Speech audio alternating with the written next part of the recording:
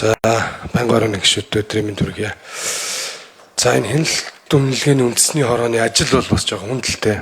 Яагаад тэгэхээр нөгөө засгийн газар дотроо дайсан болдог. Тэ? Нэг талтай. Нөгөө талтай их хурлын мэргэжлийн байнгын ороонууд дээр бас дайсан болж харагдаад байдаг. Тэгээд урдны энэ түүхүүдийг үзэхээр их тийм бөөрийн маягт явсан юм билээ. Нэг тайлгнсан болоод, нэг татсан болоод нийгэм рүү гарчээд хэлж чаддгүй нэг юм явсан юм билээ. За энэний илрэл бол түрүүн бид нар энэ 4 жилийн хөгжлийн төлөвлөгөөд жилийн төлөвлөгөөн дээр харлаа шүү дээ. Үндсэндээ хяналт үнэлгээний үндэсний хороо байгуулагдсанараа энэ тоонууд ил болсон шүү. Хуулиуд хэрэгжихгүй байна. Тогтоолууд хэрэгжихгүй байна. Тэгээ ил гаргаж иж ганц тавьдаг байгууллага нь хяналт үнэлгээний үндэсний хороо болчиход байгаа. Тэгээ 4 жилийн хөтөлбөр дээр бол сүүлийн 8 жилийн, сүүлийн 4 жилийн хийсэн тоомлж үзэхэд нэг 59% л ажиллаа хийсэн байсан шүү. Энэ тоог ил гаргаж чадсан. Тэгэхээр одоо энэ хяналт үнэлгээний үндэсний хороо ялангуяа одоо 2 сайд ардсан намынхын дээр байгаа. Бид бол ажиллаа өшөө эрчимжүүлэх хэрэгтэй. Энэ хяналтаа илүү тавих хэрэгтэй. Энэ хяналтыг тавьснараа хариуцлагачаад эхэлнэ. Тэгээ бас энэ хяналт үнэлгээний үндэсний хорооных даргын ярьж байгаагаар бол 5 сарын 1-ээс журмын төслөө батлуулсан гэж. Энэ журмын төслөөс бид нар их хурлын чуулган дээр ярилцаад хүлээгээд байжсэн. Төлөвлөл төсөв эдийн засгтаа төлөвлөё. Гүйцэтгэлийн үзье. Хяналт тавья. Үр дүндээ хариуцлага тавья. Ийм нэг тогтолцоороо зөв орж явахгүй бол бөөрөн хийсэн юм маягаар сүүлийн олон жил ингээд явсан байгаа шүү.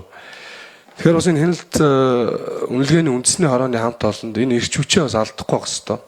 Та хэд бол одоо Монгол улсын толь болсон. Ялангуяа их хурлын гишүүд мэргэжлийн байнгын ороодууд бол та хэдийн дата мэдээлэл дээр ажиллаж байгаа. За мөн дээрээс нь үндэсний аудитын газрын дата мэдээлэл дээр ажиллаж байгаа. За энэ дээр бас нэг юм тодтогч хэлэх хэрэгтэй байна. Бид түрүү 4 жилийн хөтөлбөр, 1 жилийн хөтөлбөрийг ярьж 3 тоо орж ирсэн. Нэг нь хяналт үнэлгээний үндэсний хорооны тоо орж ирсэн.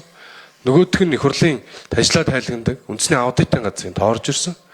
За мөн дээрээс нь улсын хурлын дамгын газраас тэр хяналт судалгааны газрын тоо орж ирж байгаа. Яг одоо ч гэсэн ингээ хоёр дог өөр болгоод оруулаад ирсэн. Өөр өөрийнхөө ярьдаг. Тэр ийм маягаар цаашдаа явах юм бол улсын хурлын гишүүд буруу мэдээллийг аваад буруу дүгнэлт боловсруулах ийм юм л бас шахаж шавчиж оруулж байгаа шүү гэдгийг та бүхэнд хэлэх гэсэн. Тэгэхээр хяналт үнэлгээний үндэсний хорооныхын та хэд ингээд яг тоогоо бодиттой гаргаад өгчих юм бол цаашдаа нь улс их орны хөгжилд чих дэмтэй тустай болох юм шүү. Энэ талаар анхаарч ажиллах хэрэгтэй гэж бодож байгаа. За дөрөв байнгын орооны гишүүч гэсэн хэлж байна. Хяналт гэдэг бол хянаа шалгах гэдэг юм биш, ажлыг сайжруулах гэж байгаа юм. Манай мэргэжлийн байнгын ороо бол бүх одоо энэ ажил дээр эрдэс баялагын яам, дээрээс нь эрчим хүч, за мөн дээрээс нь бүхэл одоо энэ яамдуудыг дэмжиж ажиллаж байгаа.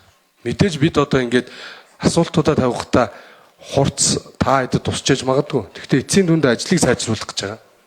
Улс их орныхон төлөө бас хамтдаа зөв шийдвэр гаргаад явах гэж байгаа шүү. Тэгэхээр та хэдээ бас ажлын амжилт хүсье. Энэ ирчээ алдахгүй байх ёстой. Тоогоо үнэн бодитоор гаргаж өгөөд хариуцлагын ил болгоод ард түмэнд нээлттэй хэвлэлд нээлттэй ажиллаарай гэж хүсье. Баярлалаа.